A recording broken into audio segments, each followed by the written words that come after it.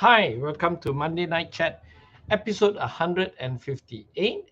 We have actually, we normally have three segments, but we have a fourth one today. The very first segment will be an introduction of Angel Wong, my new intern.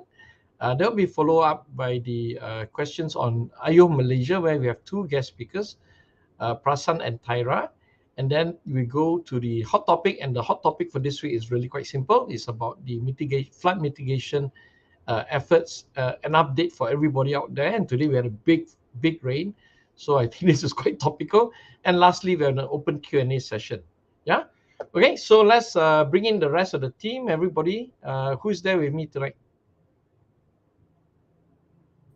Okay, I see Serene, Dashini, Wen, and Angel. Where is Bala? Bala is here. Okay. Yeah. So before we invite the guests for Ayuh Malaysia, let's give the opportunity to Angel. Angel Wong just joined our office last week. So this is her first Monday Night Chat. So Angel, the floor is yours. Maybe you want to give a very short, brief introduction about yourself. Yeah. Hi, my name is Angel Wong Chen. I am 18 this year and I've graduated my secondary school education at KDU Secondary School, and I've just finished my SPM recently in March. So I am very lucky to be able to undertake this internship as it opens up opportunities for me to step out of my comfort zone and explore new things such as policy making. And I'm also interested in exploring potential solutions to raise awareness about human rights in Malaysia. I hope by the end of this internship, I will be able to gain more firsthand experience working with the citizens as Malaysia and gain more knowledge on policy making as well as implementations of it in society. Yes. Okay. Okay, very good, Angel. Let me just ask you one or two more questions, not to put you on the spot, but don't worry. Very simple questions like, do you do any sports or not, Angel? Are you interested in sports? Yes, I do quite a number of sports. Like I do play basketball when I was in secondary school. But even though my height is I'm quite short, but it's definitely an interesting sport as teamwork really plays a big role to to win championships, and it's a great experience doing sports. Okay, do you play for your school? You played for your school or what? No, I wasn't able to. Oh, actually, I did. I did play for my school once in a friendly match with ISKL, and it was quite an experience because it was my first friendly match with a different school that was quite competitive. So it was an interesting experience. Okay, good. And lastly, what policy or what issues are you really interested in? What do you hope to learn from my office? Is it like environmental issues, or is it refugee issues, or what exactly? I know you mentioned human rights, but is there anything more specific than that? Actually, I'm more interested in women's rights because I feel like in Malaysia, actually not just women's rights. What I mean by that is like minorities such as people of the LGBTQ community. Those are the ones that should get the attention that they deserve, but were never really emphasized on in our society today. So I do wish to gain some experience in policy making when it comes to such minorities in our society. Excellent. This is very good because you've come to the right place to study policy, and we are a LGBTQ safe environment in our office. Yeah. Okay. So very good. Let's move on now to Ayuh Malaysia. Let's bring in the guest today.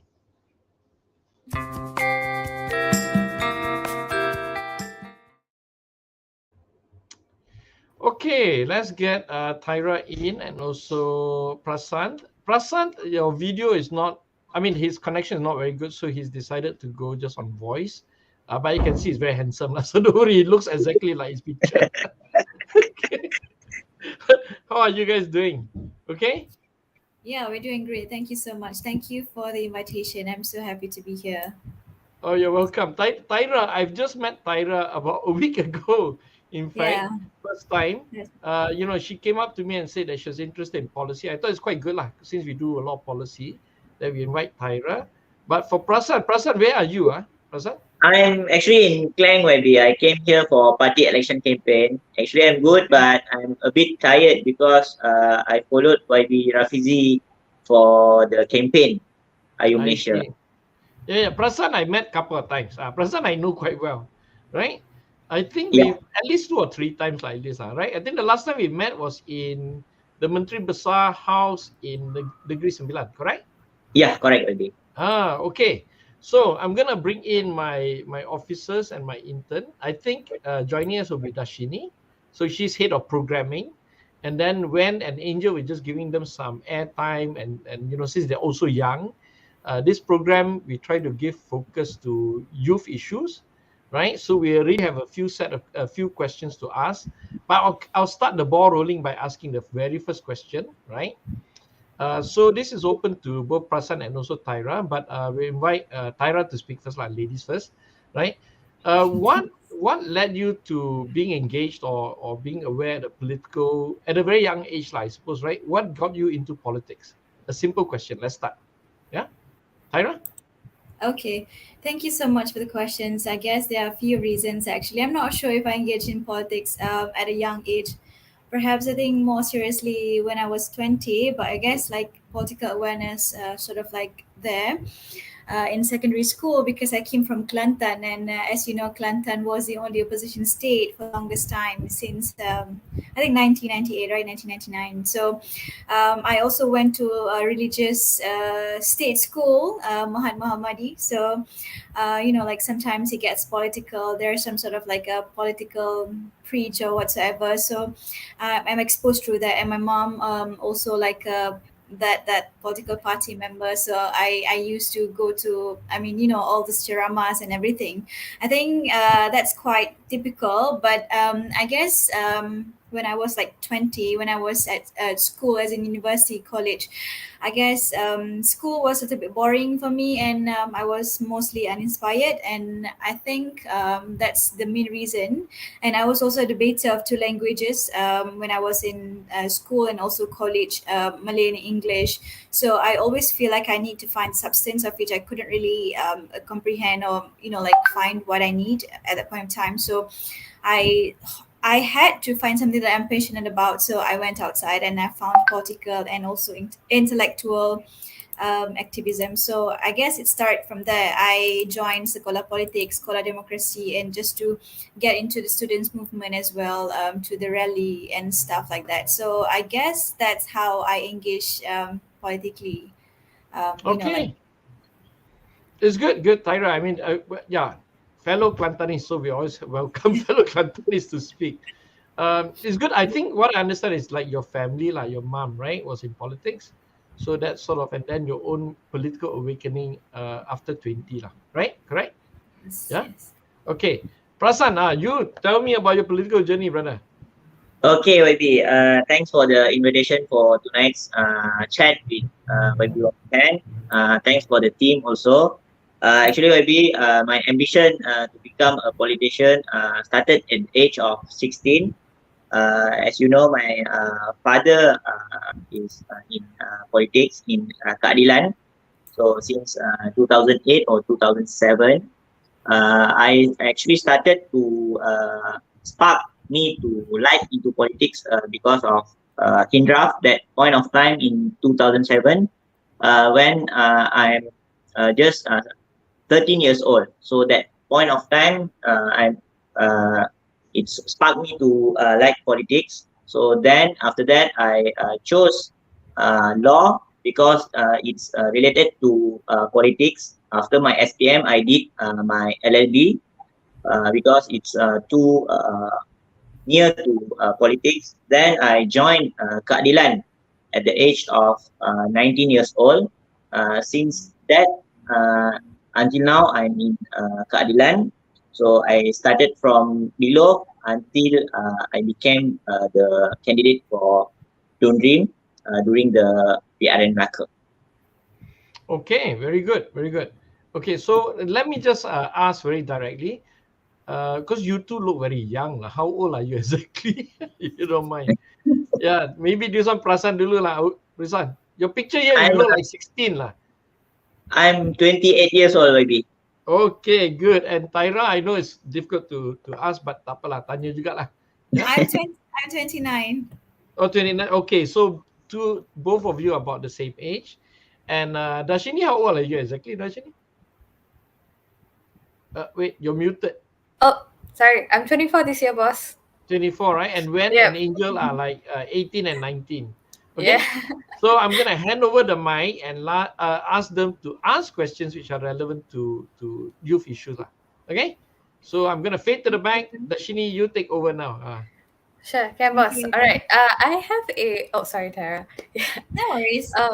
Okay, I have a question that's a question for Tara and later a question for Prashant, but I'll start with my question for Tara first. So I find it very interesting that I believe in 2017 you were actually considering not voting and not engaging politically, right? So you were actually Yes. anti-establishment and you felt like the system itself didn't really need you to participate or was not ideal for you to participate. So what changed and led you to be so politically, active, involved currently?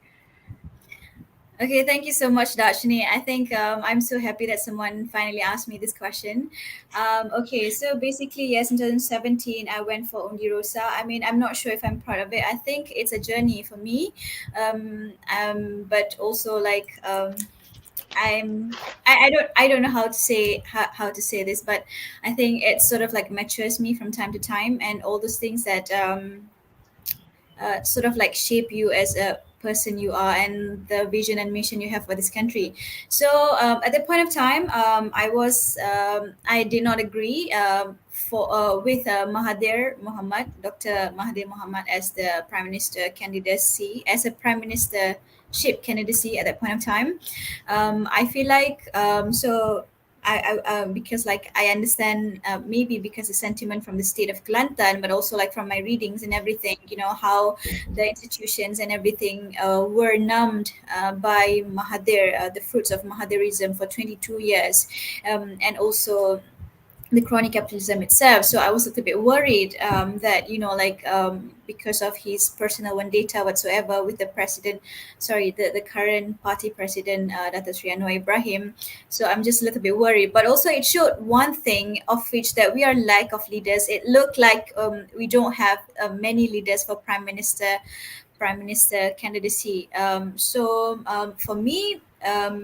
That point of time was very critical. He was just jumping ship, and it was very important for me at that point of time for Pakatan Harapan to stay on their lane and to sort of like gather their own strength, and not relying on one person to win the election, and especially with the heat of the time with one MDB and Najib Razak whatsoever. So I think that was actually the best time for PH or the opposition coalition to actually capture the moment and build their strength to execute reform as a vision. But it does not happen that way, and I think I went through so many, if not plenty, sort of like public forum to sort of like argue why I disagree having Mahathir Mohamad as a prime minister candidate.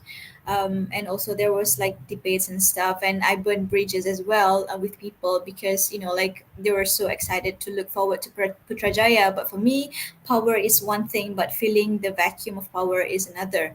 Of which I mean, like that's we are seeing what we are seeing right now. It was because of what happened back in 2016, 2017. I think I was always critical with political parties. I mean, you guys can check out one of my piece if you want to. I wrote something that sounds like mitos gerakan mahasiswa dan kuda tunggangan parti. I always believe that students movement, for example, youth, they should be sort of like objective and not centered around political parties. You have to understand why you're doing certain things you do, and not just like just put the political parties on pedestal. I mean, not on pedestal. I mean, like goes around the political parties. I think you have to.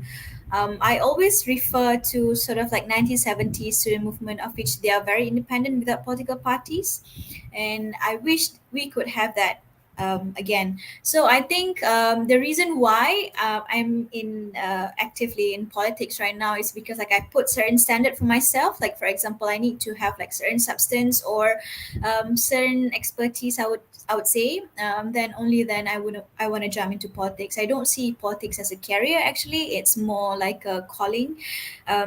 National service, as Rafizi put it, and Rafizi, for example, is one of the person that I always look forward to on how he does certain things. Meaning that if you are not, I mean, if one person is no longer relevant in politics, you have like a, like a job or something that you could do. So you won't sort of like be a political animal at the end of the day. Rely, yeah. Yeah, I'm not sure if that's totally related with what we are talking right now, It but is, it yeah, is. that's basically how I see myself, getting involved actively in politics. And although I was like friendly with Keadilan since 2013, I went to Konrad Adinwa School for Young Politicians for Keadilan 2014, 2015. But I only recently joined the party when I was confident that the party is going to the right track. And I'm confident that I can do something and contribute something to the party. I mean, something substantive, not just, like be the face or poster girl or whatsoever. Yeah. Thank you. I hope That's it great. answers your question. It does. It does. I completely understand the perspective that you've taken and why you were hesitant in 2017. So now I would like to ask Prasanth actually.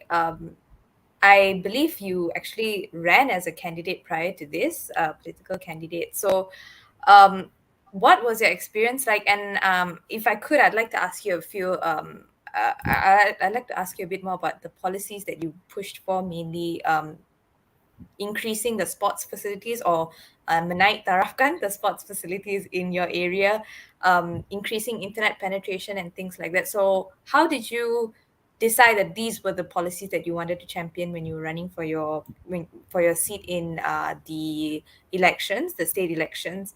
And do you still think that these are the policies that you will champion now?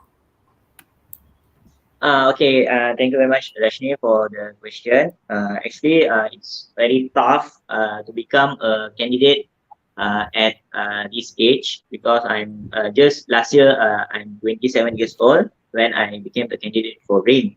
So I have to face many difficulties and problems in the election. So actually, it's a good experience, but it is not easy to manage in this age. But I believe at the campaign and also for the PRN Melaka for the state election, I actually brought a few issues that are very related to the people in Dream and also especially the youths in Dream. My manifesto, I name it as Tawaran because I don't want it to become a manifesto. That's why I name it as Tawaran. So in my Tawaran, actually I raised a few issues. If you see in Jasin, actually the people in Jasin face the internet problem in Jasin actually, especially in Dream, we have a low connection of internet. In some places, there are no connection of internet and there are no line to use the phone. So that's why I raised the issue during the campaign in order to increase the internet connection, especially for the kids or for the students, those who are during the lockdown time of the PKP time, those who join the classes or online classes, they have the difficulties to actually use the internet to join the classes. So that's why I brought up the issue, especially for the youths. Next, the issue is about the facilities of the sports in Dream or in Jasin. They are very low number of facilities like sports like sepak takraw or futsal hall for the youths to play. So that's why I think it's an because if you see Rim or Jasin is not a town area, it's a semi-rural or in some part of uh, Rim is a rural area. So that's why the youths must be engaged with sports activities in order for them to occupy their time during uh, their days in Rim. So that's why another issue I brought up in Rim actually about the water facility issue. It is also a big issues faced by the people or the village people in Kampung Sri Kesang. So it's in 20 or 30 years time. Every time they are facing with the water difficulties issue. So because water, internet now become the basic facilities that the people Essential, should have. So when these kind of issues they don't have, we as a youngster or leader, we have to fought for it. So now currently, when the Barisan National candidate, Dato Khadira Abu Zahar won, I'm seeing she brought up the issues, but still it is not settled until now. So as opposition or as the former candidate for Ring, I will continue to raise up or voice up the issues for the people of Ring. Mm-hmm. That's great. Okay, so I think Wen has a question next, so I'm going to pass it over to Wen. Before I ask my question, it's interesting to hear about your past experiences and how they shaped your conviction in youth activism. So, well, to my question, because we are all technically youths, I just got to vote last year and due to Undi 18, but we us youth have a contrasting culture with other generations. I think maybe politicians are a bit older and they might not know what we need. So my question is, how do you feel the needs of Malaysian youths, the Malaysian youth population, are being met by current leaders? Do elected representatives understand how to meaningfully engage with this demographic? So maybe Prasanth would like to start first. Okay, thanks, man, for the question. Actually, if you see our party, Parti Keadilan Rakyat or Keadilan, actually we have multiracial members from Perlis until Sabah, and there are a lot of Malays, Indians, and Chinese, and from both Sabah, Sarawak, a lot of multiracial members in our party. So actually, we are in the right direction since 1998. Because multiracial party will become the future party for the people of Malaysia. So as demography wise, I think our party is in the right direction. So I also think that our leaders, especially the member of parliament, aduns, and those who became the ministers in the last PH government, and also the ESCOs in the state PH governments before the Laka Sheraton. I think they really focus at the demography because in our policies or in our policy making in during PH government time, actually we serve the people based on their needs, not based on their race. So I think that's clear. That is our policy or principle that we fought for many years since 1998. So we should actually serve those who really needs, those the poor people, those who actually need the basic facilities in their life. So I think that should be our fundamental or the main agenda to bring this party towards the next G15. And also during this time, I think we should focus not only to the demography, but actually to the segments of the voters, actually we are far away from the youth voters, especially the undi 18 and the first time voters in the next general election. We should find the strategies and the ways actually to engage with the undi 18. Actually, as a youth leader, until now, I also actually finding the ways in order to engage with this kind of segment or the groups. So, is it I answered your question, man?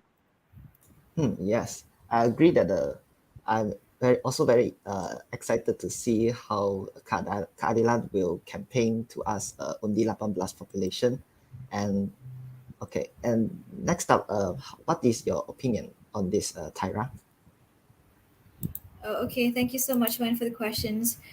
So I think there are two things that have to be deconstructed in this question. The first is the needs of Malaysian youth population. What are the needs of this particular population, and current leaders? So I think when we talk about current leaders, what I want to talk about is the current government rather than leaders in our political party, because I think they have a very limited power to exercise in certain things, especially the federal administrations.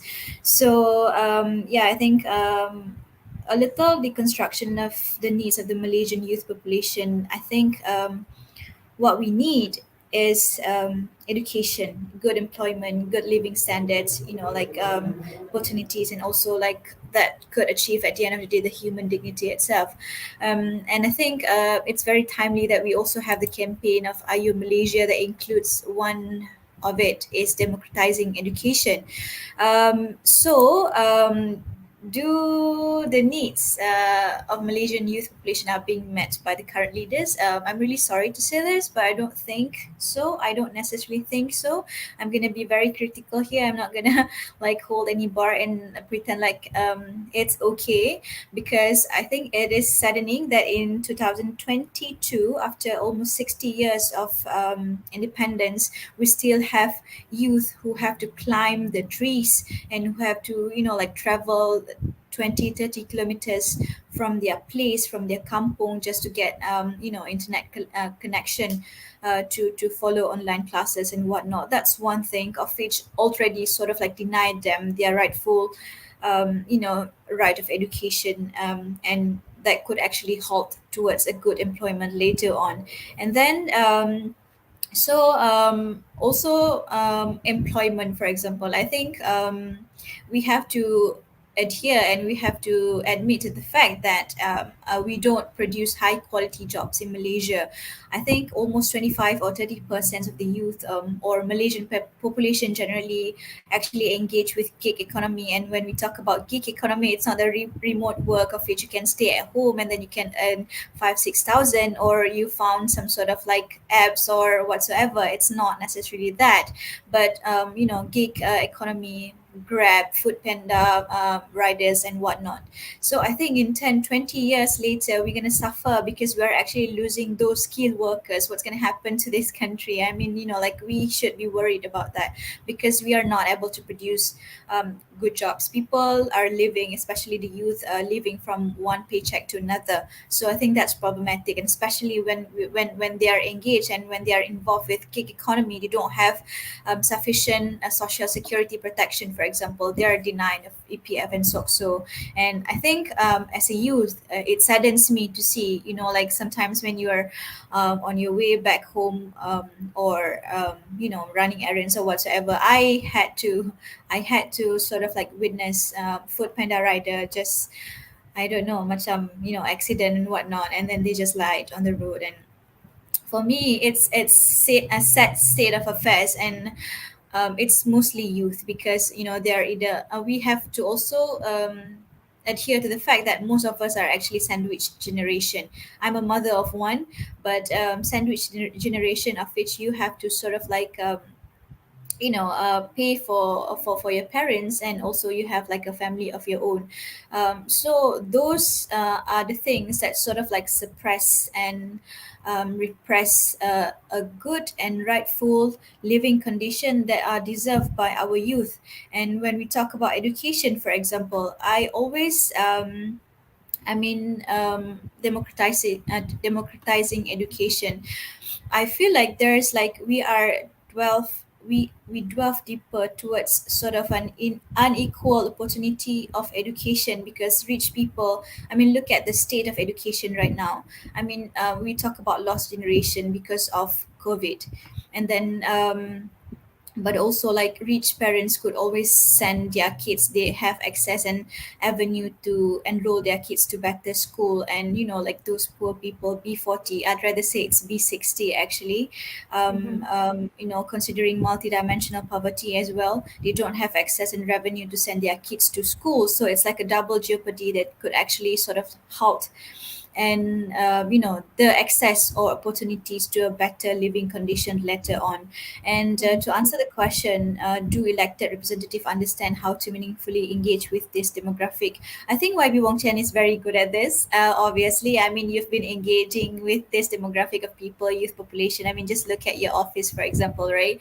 But otherwise, generally, I don't necessarily think so either, because from my experience of being anti-establishment, I still remember at that point of time, at least for me, I'm willing to change my mind. It's just that we really want to engage with certain leaders to sort of like express our worry and our concerns. Most of the leaders, like government leaders, or I don't know, political leaders, generally it's like you are either with me or against me, you're either my friend or enemy. So I don't think like this sort of like older generation of leaders, they really try to understand and engage, and get to know what are really our concerns.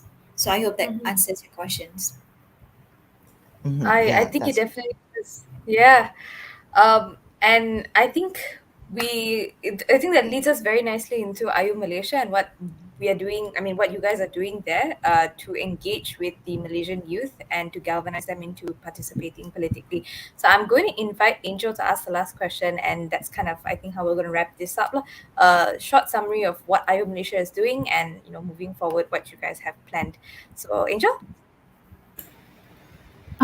Yes, I actually feel really happy and proud to hear what Tyra and Parsan has talked about when they believe that youth is the generation that could possibly bring change, and that change could happen when both sports and education is implemented in a very efficient way. And I'm curious to know what type of advancements or developments do you both hope to see in Malaysian political climate in the years to come. So, Hassan, would you like to share what your thoughts are first? Okay, thank you, Angel, for the question. Actually, the way moving forward towards the years in the upcoming days, or towards the G15 or in the future, I think we should really focus in unite the people of Malaysia, because we know our enemies or the other political parties that are against us, or especially keadilan. So we should, because we know in every elections, whether it's a general election, state election, or even in PR case, we know they playing the sentiment of racism.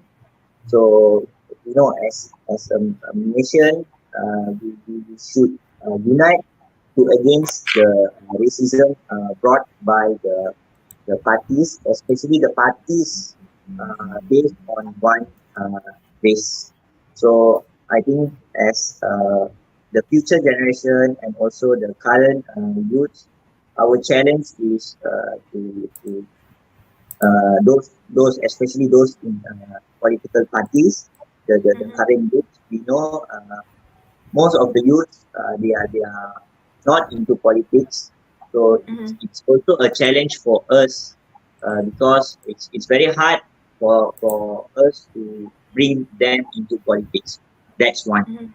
Second thing is we should find the ways actually to fight back those all the old politicians those are very long in politics, like Dr. Mahathir Mohamad, and also the other old-time politicians, because we know their mindset or their political agenda is towards to break the races in Malaysia so that they can rule the country. So in moving forward, so I think in our generation or the youngsters, we should find the ways to unite the nation. Youngsters. That's great. Tyra? Okay, advancements and developments that I really hope to see. Kind of I to think, do also with what Ayuh Malaysia is campaigning. Just yeah, wrapping up. Yeah. yeah. I think what's good about Ayuh Malaysia is I think it's like a default mode of opposition parties previously, that they are very good at opposing, but I think at the end of the day, you have to provide the alternative. I mean, like I said, power is one thing, filling the power vacuum is another, and like criticizing the current government policies is one, but having alternative is another. So I think IU Malaysia fit nicely into that, especially when they have like this five radical fundamentals: food security, renewable energy, vocational to vet, TVET, I'm really sorry. So affordable housing and democratizing education. I think that's very closely related to the youth, especially um, considering the world that we live right now. That's one for IU Malaysia, but also generally what I'd like to see is for political movement to be less populist, but to also identify and focus on fundamental issues. I think also, other than IU Malaysia, of which actually try to crystallize the sort of like a Keadilan constitution. If you know or notice, Keadilan has these 18 principles of justice, and one of it, like the reason I sort of like, okay, Keadilan is like a good fit. For me, because I don't think any of political parties in Malaysia actually mention labor rights, and actually Keadilan and its constitution mentions that. So I think Keadilan stands on a very sort of like foundational and fundamental. So the outlook is good, and I hope as a political party and IU Malaysia as a movement itself will be able to provide alternatives. And also like a political environment as a whole, political structure, I really hope that we will see the day where Malaysia can actually separate between politics and business. I really hope that one day we could actually break and dismantle the business class and the political class in Malaysia, because they are closely very related to each other, and their nexus, and like why we are seeing what we are seeing today. It's actually being able to sort of like break the establishment that we are seeing today. And in order for all this to happen, I think probably the littlest step or something that we could do in this 2-3 years, including to also sort of like regulate political funding in Malaysia, so that sort of to break what I said, politics and business, so we are able to sort of like like be democratic in its true and own sense. So I think that are the advancement and developments that I'd like to see. At the end of the day, probably in a simpler words, I'd really hope to see less poor people in Malaysia. I know like it's very ambitious to not see poor people, but I don't like to mention Gini coefficient, because I think it's a very sort of like a capitalist term to actually sort of try to negate classism, but I really hope that could be sort of shrink, like we have to have minimum living wage, and we have to have like maximum wage as well. So but I mean, that's the outcome of what's happening sort of like within the political climate. Yeah, so that's what I really hope to see in this 3-4 years to come. Thank you so Okay. much, Tyra. Yep, boss. Yeah, so yeah, I'm gonna wrap this up because we are running a bit out of time. But thank you so much, Tyra and also Prasanth, for coming. I know both of you are standing in the party elections, so I'm gonna give each of you 1 minute or less than a minute, up to you, right, to put your pitch out there why they should vote you guys in as representative of the youth for Keadilan. Yeah, so let's start with Tyra first. Yeah. Thank you very much, YB. Okay, so I don't really like to do this, but I have to say this. Please give me a chance to sort of like be in this position and try my best to sort of like engage and try to shape youth politics in a better sense and try to sort of like capture what's going on the ground. What I'm going to do if I win this position is that I'm going to go down and try to listen to all those concerns. I'm going to engage with gig workers, farmers, and whatnot, and try to integrate all your concerns. It's not just concerted efforts in the party, but I'd like to engage with those people on the ground. So at the end of the day, it will be, something that we are actually fighting for the youth in the whole Malaysia, not just within the party. So I mean, I don't want to sell this, but I'm the only woman also in the lineup. So I hope that would also give me an edge, and I've been preparing myself for the longest time so that I could actually, not just be actively involved in politics, but actually to provide alternative for Malaysia as a whole. Thank you very much. Okay, well done, and good luck to you. And now, Prasanth, last you. words from Okay, you. YB. Thank you very much. I'm this time around I will contest as Vice Youth Chief for Parti Keadilan Rakyat in the coming election. So I think I can use my experience. Before this, I'm the Youth Chief for Keadilan Melaka, for Angkatan Muda Keadilan Melaka. And before this, I worked as Special Secretary for the 11th Chief Minister of Melaka during Pakatan Harapan ruled Melaka government. And also recently also I stood in the election, in the state election. So I think I can use my experience, my engagement with especially the people from all segments, especially. I can use the experience, as Tyra said, we will listen if we want. We will go to every state, every cabang, even to every ranting, to listen up their ideas, their criticism. We have our focus should be towards the general election. I will, if I want as the youth vice youth chief for Angkatan Muda Keadilan, I will make sure the youths votes, the Undi 18 and the first time voters will support Pakatan Harapan, especially Keadilan. That I think I will be sure with towards Pakatan Harapan, especially our that I think will be doing Ayuh Malaysia. I call upon all the Angkatan Muda Keadilan members from Perlis until Sabah, please vote for our lineup. Will be led by Fahmi Zainal, YB Chua Wikat as Timbalan, myself as Naib, and also two more, Tyra Hanim and also Izwan from Shalam. If you see our lineup as Malay, Chinese, Indian, and young female. So I think we are ready to serve the youngsters. Please vote us. Our team will support our President, Dato' Syed Anwar Ibrahim, and also the future Deputy President, Saudara Rafi Ramli. Thank you very much, YB Wong Chen and the team. Thank Okay, you. thank you.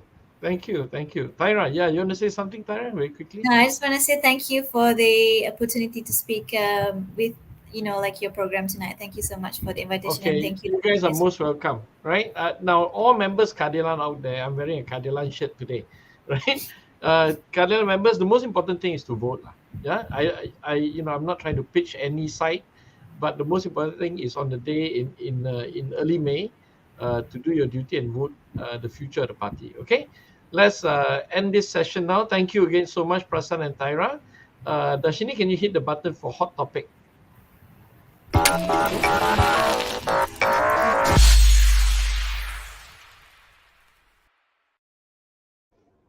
Okay, let's bring the rest of the team back in. When Serene, Bala, yep, and Angel. What do you think of that the thing just now, Dashini? Or Serene and Bala, you guys were listening to it, right? I mean, these two, they seem to know what they're doing. Yeah? Yeah, and they have a lot of experience as well. Bala, do you have something to add? Prasanth has political experience. Prasanth. Yes. Yeah, and Correct. Tyra seemed to at least to be very competent when it comes to policy, right? I think it was as much as they look very young.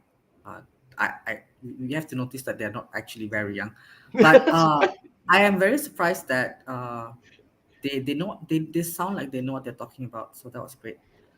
We do need leaders who knows what they're talking about, and hopefully this what they're talking about can turn into action. Yeah, they're not sound bites only, right? Serene, what do you think? Yeah, we get a lot of leaders that talk a lot of sound bites. It didn't feel like it, right? Serene, what do you think of this? While they are definitely ambitious, I will give you that high political aspirations. So I can only wish them good luck, and hopefully everything that they hope they could see in Malaysia, that it turns out true, Okay, and that good. they'll fight for it. Yeah. Okay, for this week hot topic, we're gonna update you on the flood mitigation effort. This was because last weekend we did it in the town hall meeting in Taman Kinrara.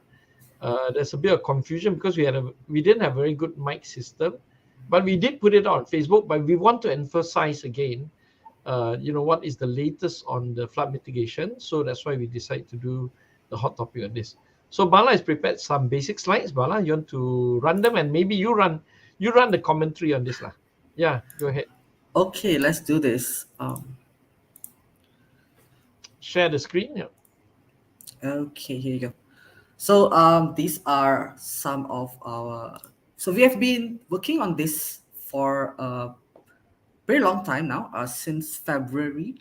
Since January, we've been trying to secure funds. We're trying to speak to different ministers. So this is the product, I suppose, updated as of 25th of April today of the flood mitigation updates for Parliament Supang. Okay, so there you go. So for Taman Kinrara, okay, I don't. This is a good view. After this, yeah, this there is you better. go. That's better. Okay, so for Taman Kinrara, we have secured 800,000 for a bund, which is a short-term mitigation effort. It's about 280 meters long, which extends from the Kesas Highway around this area until to another bridge here. So this is along the Sungai Kuyoh riverbank. On the left here is Kinrara Court. So this is where the flood actually started. The water started overflowing and then caused the flood in Taman Kinrara. So that's where the bund is going to go. The bund will be 2 meters high, and there are a lot of other technical stuff here that I can't actually explain. But yeah, it will be 2 meters high because they estimate that the water that has gone into the Taman Kinrara is about 1.2 meter high. So by raising up 2 meters, it should deter the water from coming into the housing area, or at least slow it down significantly. So this project is about 800,000. So we had a similar flood issue that happened in USJ, Taman Perindustrian USJ 1. As if you can see the green line over here, this would be also another bund, which is approximately 1.5 kilometers long, at also 800,000 ringgit. It's going to be as high as 1.5 meters, with about 3 meters wide. So just with the same purpose of slowing down the water from coming into the industrial area.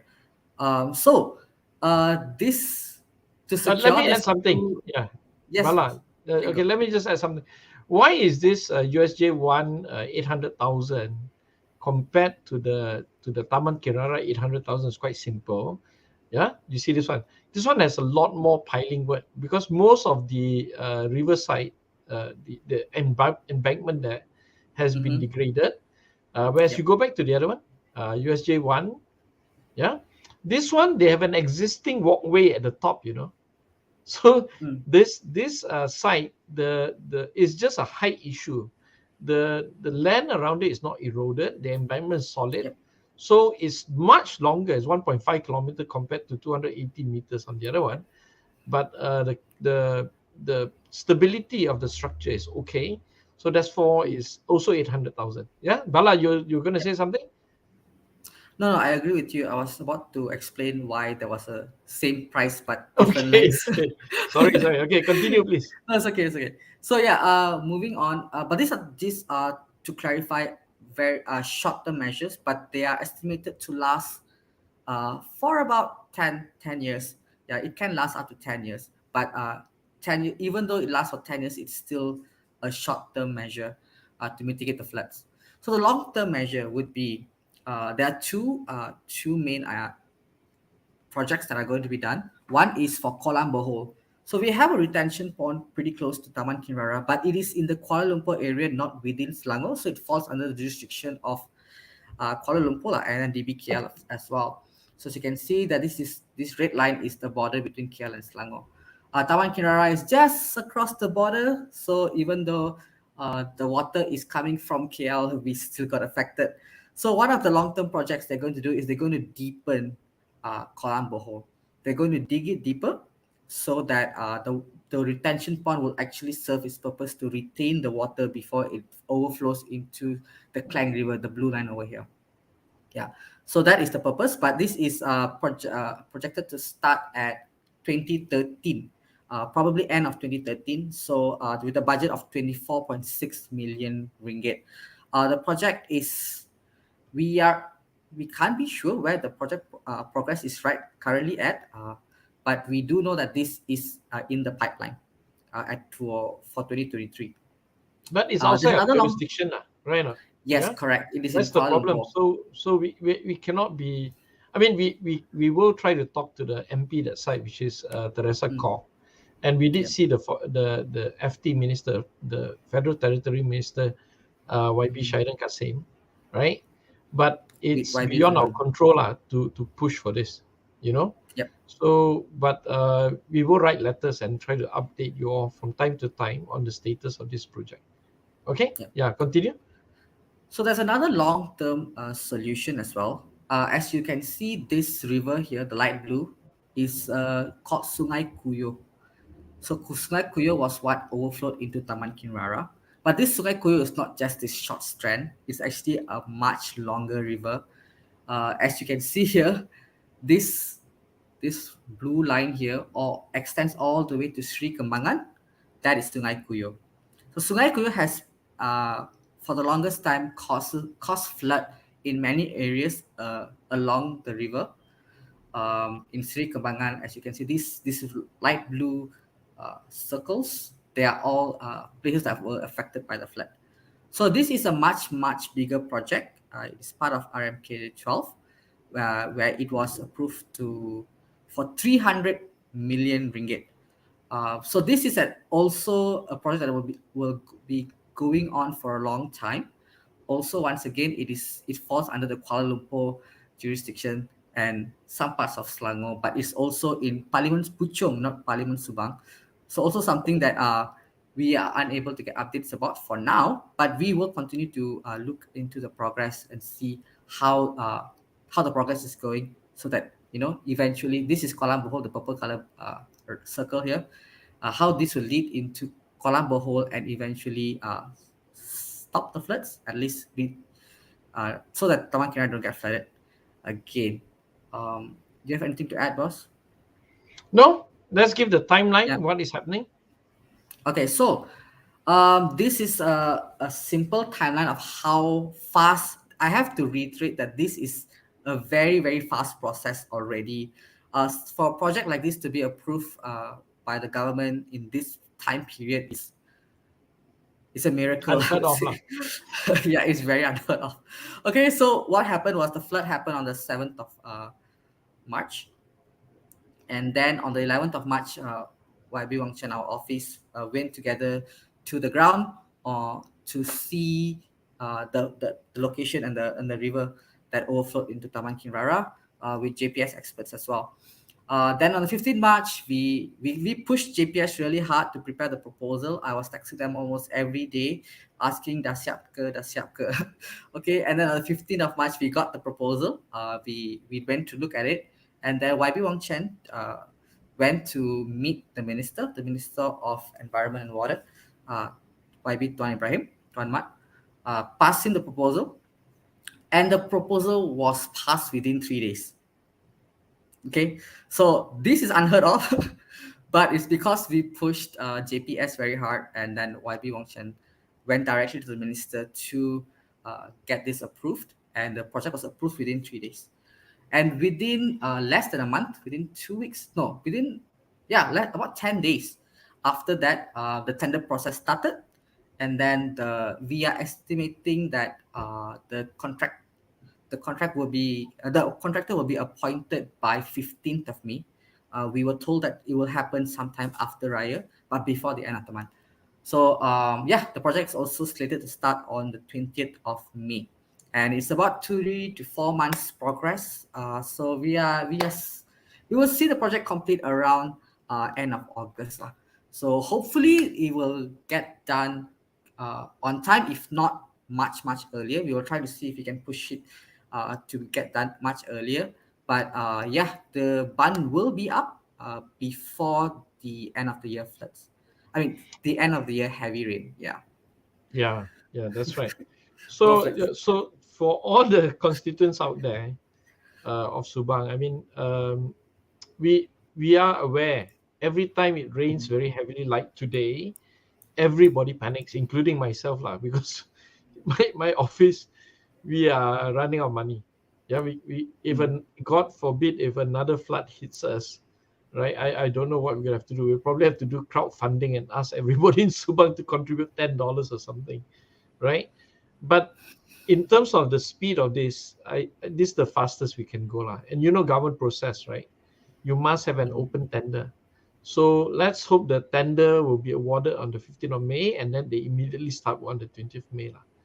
So in the meantime, from now, which is 25th of April, until end of August, all of us have to pray in your own ways. I'm a Buddhist, Dashini is Tamil, Serene is Buddhist also, Bala is Christian. I'm not sure what Wen and Angel, but I suppose they're Buddhist, right? You have to pray in your own way to make sure that we can tahan until end of August. After this thing is built, we should be able to sustain for a couple of years, waiting and pending the Sungai Kuyo and the Klang River mega project. Yeah, so that's the way we have to go forward. So in the meantime, look, we've already taken up an entire hour. We haven't done the third part. Yes, Okay. we have not. Are there any questions so far from the public?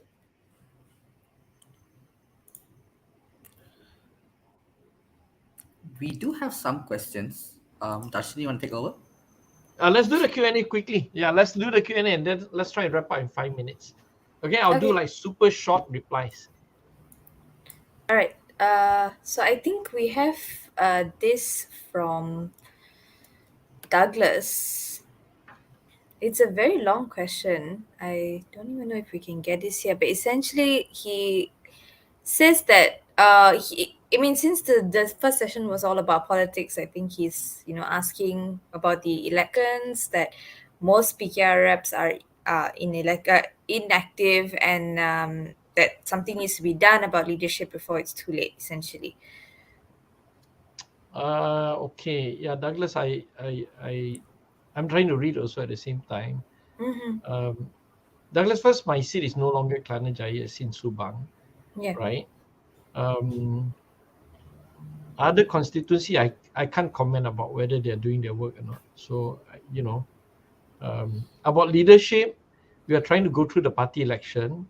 Hopefully Rafizi comes back as the deputy, and I think that should be able to energize the party, right? As for PKR performance, we are fully aware of the issues, right? We do need to get the middle ground to come back in. That's why Rafizi is running this campaign called Ayuh Malaysia, trying to energize the middle ground and to energize people to care enough to vote in the coming election. Okay, Douglas, I can't give you more than that. Other than that, it will be susah. Okay, Sharo has a question. I think you're answering his question also, boss. Essentially, is asking what about the PKR's language government's performance? So this is pretty much, and I don't think we have any other questions. We do have some comments. For example, Teresa Kok, she's watched our show a lot, and so she wants us to speed up things. But as you mentioned, we are this is abnormal speed as it is. But I Can we go completely back to understand Sharo's it. thing very quickly? Okay, sure, boss. Yep. Yeah. I think this is a follow-up from Douglas' question, right? More or less. Yeah. But Yeah. more specific to PKR, right? Mhm. PKR, Selangor State Government, okay. Are we sure to win Selangor in the next GE?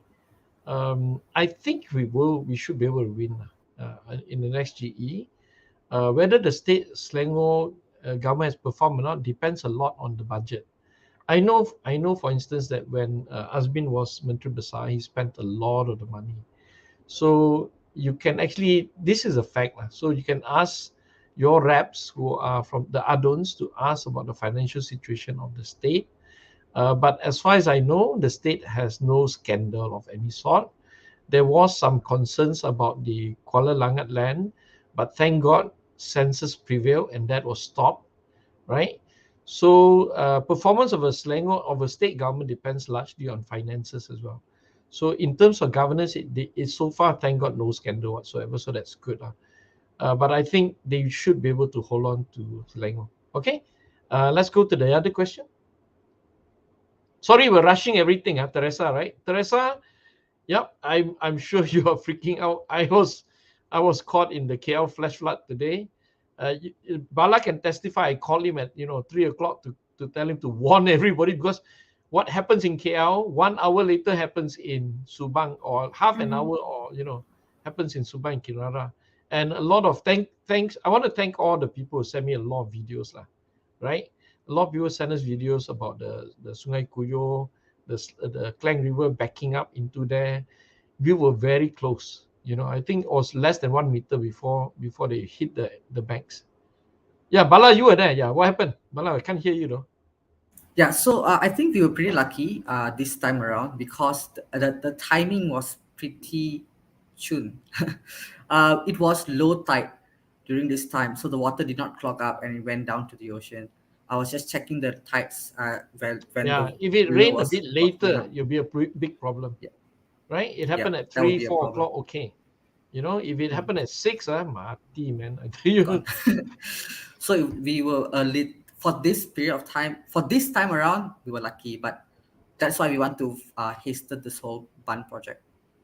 Okay. Any more questions out there? No? I think there's No, one boss, that's question from Sharul as well. He asked sure, take. deepening of the river. I think this is in reference to the Sungai Kuyo project. When I was briefing just now, In I fact, think I forgot to mention.